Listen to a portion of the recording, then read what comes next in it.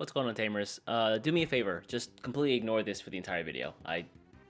Having two camera problems and I can't get one out of the shot. Anyway, one of the most popular cards that came out in BT8 was actually the new Black-Red Black War Greymon, who kind of enables the tribal Greymon deck. That being said, because it's Black-Red, there's two ways to build the deck, and the red iteration of this deck is no doubt very strong. But long have I held on to my Black Agumon, Greymon, and then Metal Greymon in hopes that they would finally be able to see the light of play, and maybe this set they will. And so today I want to take a look at a deck profile for a Black-Red Black War Greymon. Does that make sense?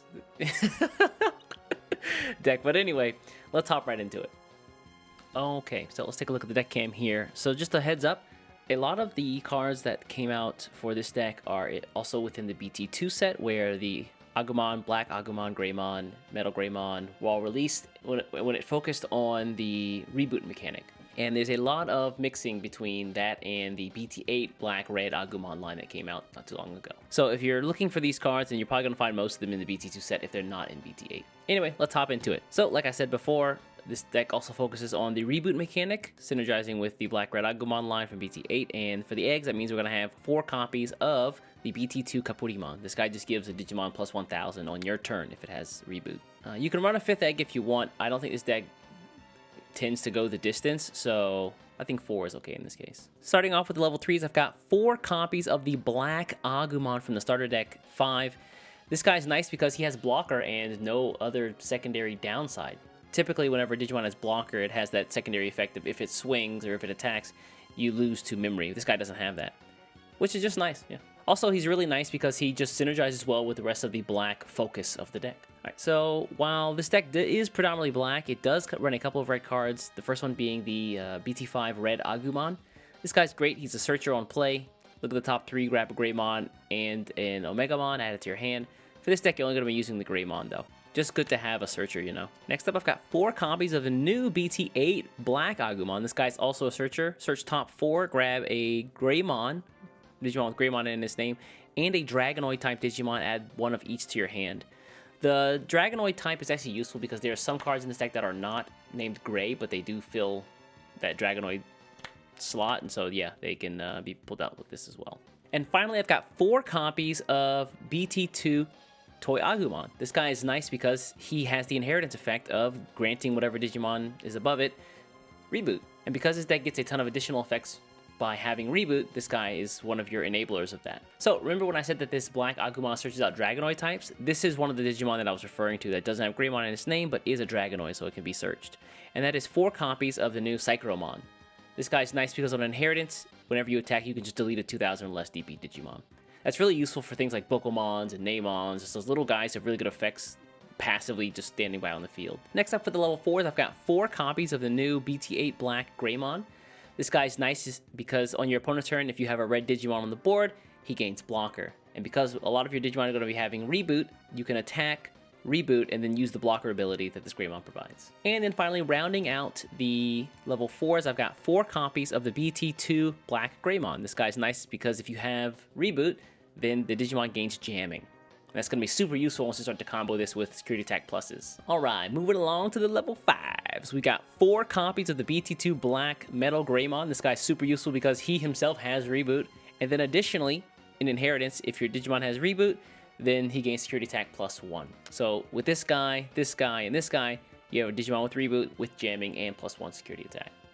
Super good.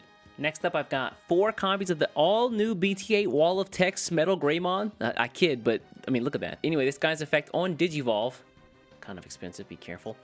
He Digivolves one of your opponent's Digimon 1.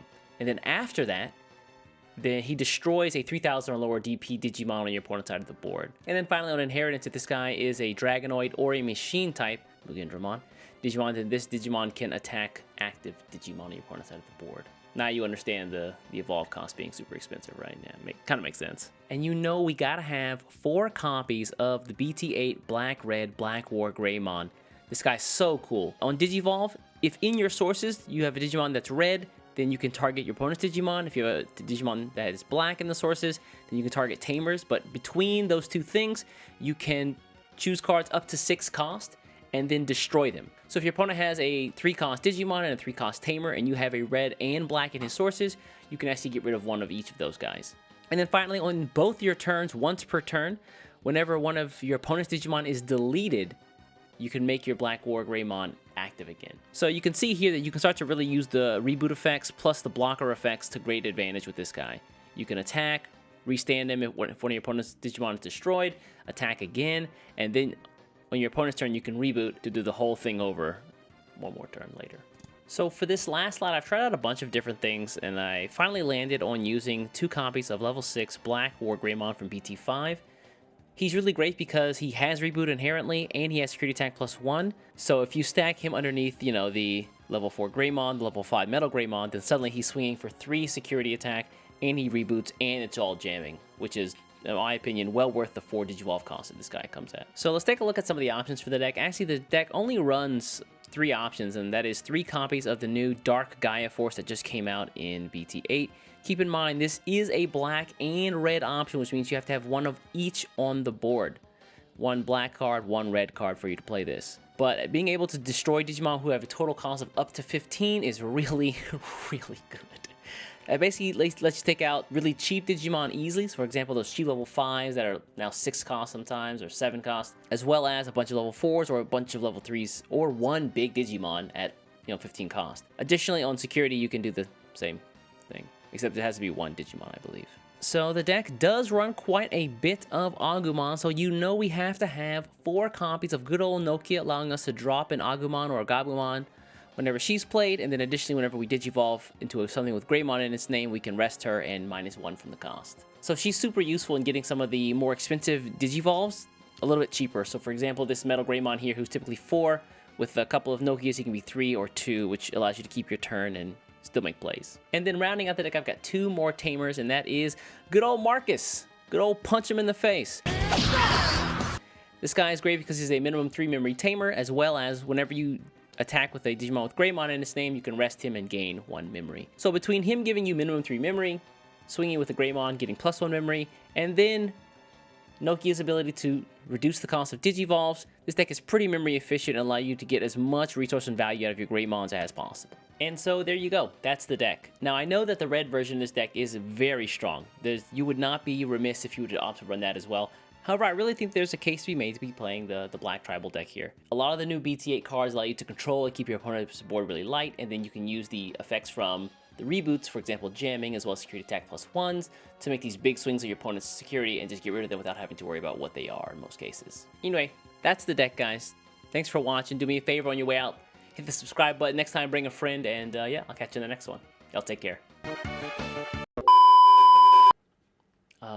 Hey, what's going on? Admittedly, there weren't that many outtakes for this video, so, well, actually, there were none, because I'm here as a talking head. But I will give you a story. Want to hear? So in the video, you probably noticed that I referred to this as the starter deck Agumon. Whoa, there we go. Actually, that's a bit of a lie. This isn't the starter deck Agumon, not the original anyway. This is actually the alt art that was released a bit afterwards. However, somebody at the card shop had mislabeled the card, and they just thought it was a regular starter deck, the Agumon, and they threw it in the storage at the card shop. The storage is where they put like all the cheap, like common cards or uncommon cards that nobody really wants, and they sell them for like 10 cents, 20 cents a piece. However, I found all 4 of my copies of Agumon in there because I was looking for the actual starter deck ones, and I ended up getting all 4 of them for like 120 yen, which is like $1 in America. Pretty cool, huh? Anyway, thanks for watching. Y'all be good. Take care.